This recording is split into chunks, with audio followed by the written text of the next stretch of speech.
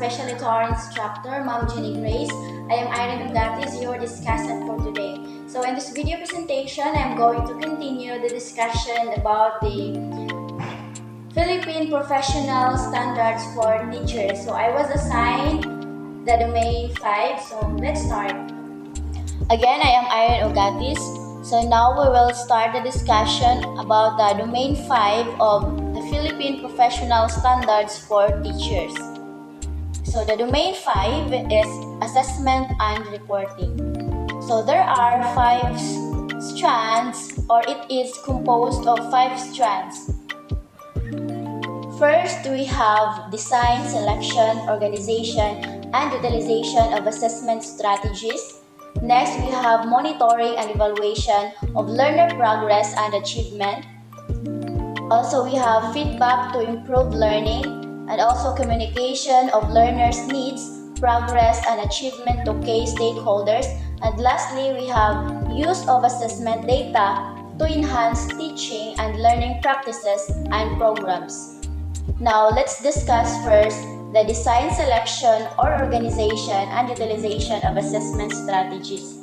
So, this involves planning, choosing, arranging, and effectively using various assessment methods. So, in design,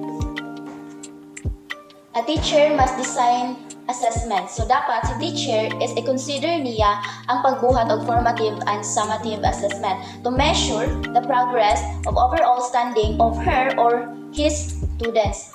So, for example, quizzes and presentations. So, in selection, the teacher must also choose assessment methods that align with their learning objectives. So, dapat si teacher is magkuha gid siya or mag-choose siya og assessment na align sa iyahang topic.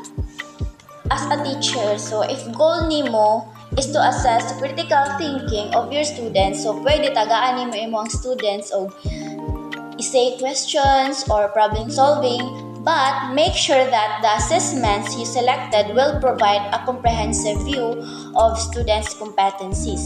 So in organization, so dapat si teacher must organize assessments in a logical sequence to build upon previous knowledge. So for example, start with foundational concepts before progressing to more complex topics.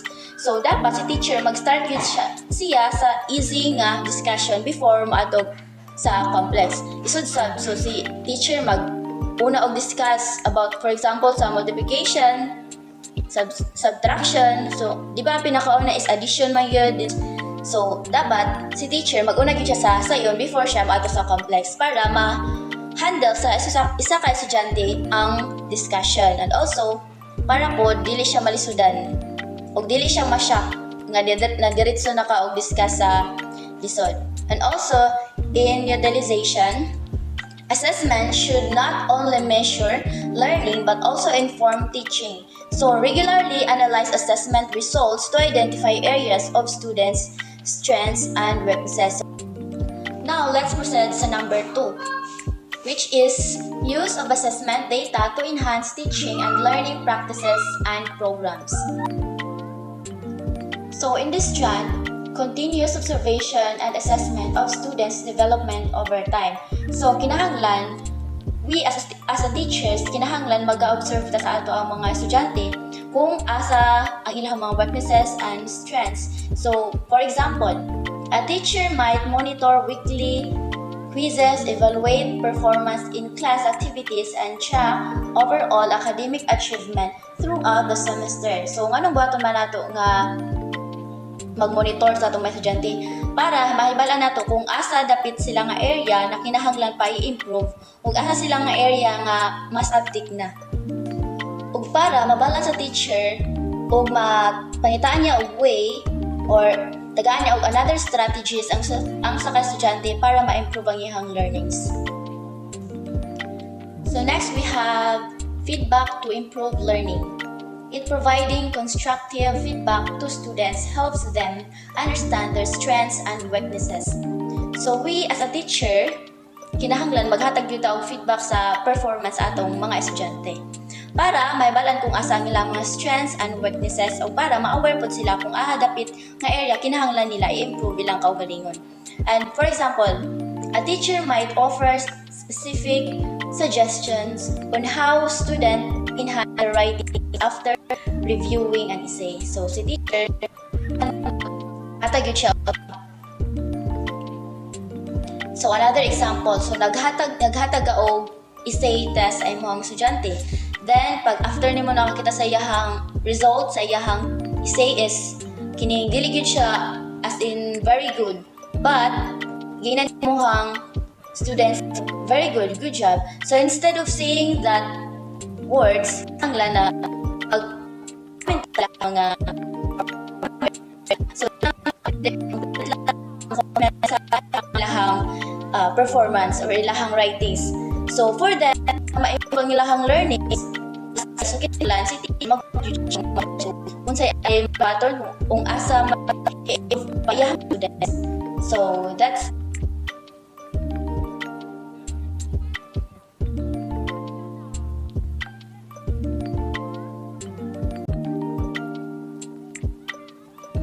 Now, let's proceed to number 4, is the communication of learners needs expressed.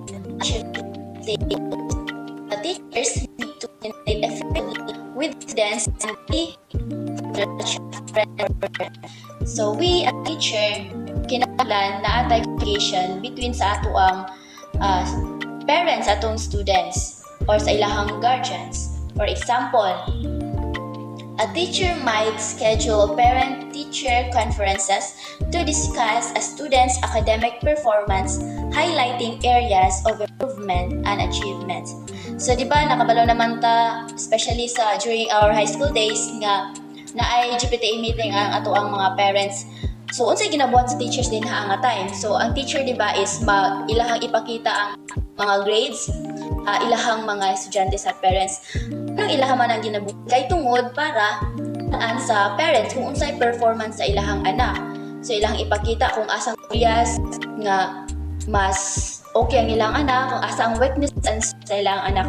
And also para na ay sa estudyante nga bugoy gud kaayo niya, di mo kaya so kinahanglan need nimo ang communication sa ginikanan ato. Diba ang batasan is magyud na sa panimalay. So kinahanglan para matabangan po teacher ang estudyante. So, kinahanglan i-communicate with teacher ang iyang parents. Kaya instead na siya ang mag-disiplina sa estudyante,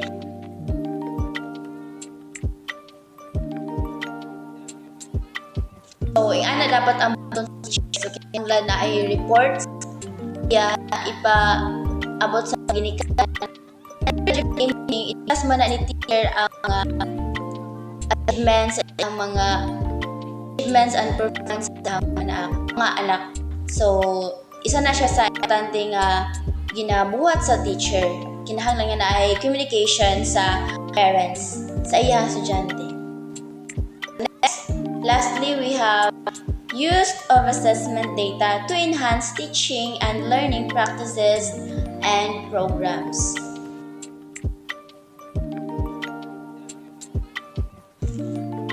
Teachers should their teaching methods.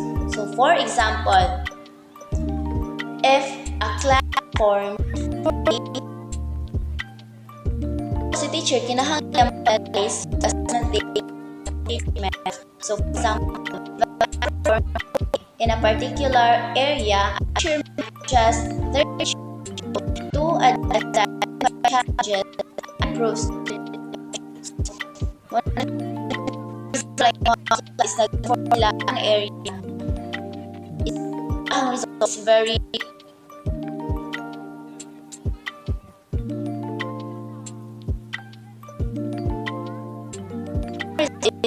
low or poorly or really outstanding. So, fit another strategy para ma-fit in sa iya mga estudyante or para ma-carry or para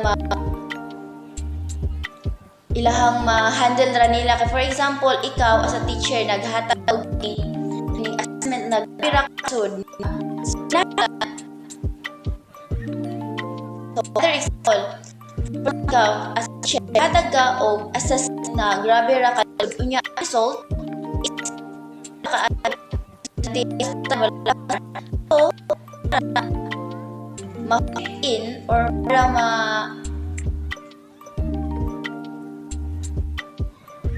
so in that result pa lang nagagmay lang so na mo is fit in lang sa lahang knowledge sa or sa imo kung topic gihag so kinahanglan change or i-change nimo ang strategies mo para ma-learn sila and para sa teacher change or structure or si teacher change his instructional methods to address their weaknesses in order to enhance overall students' performance.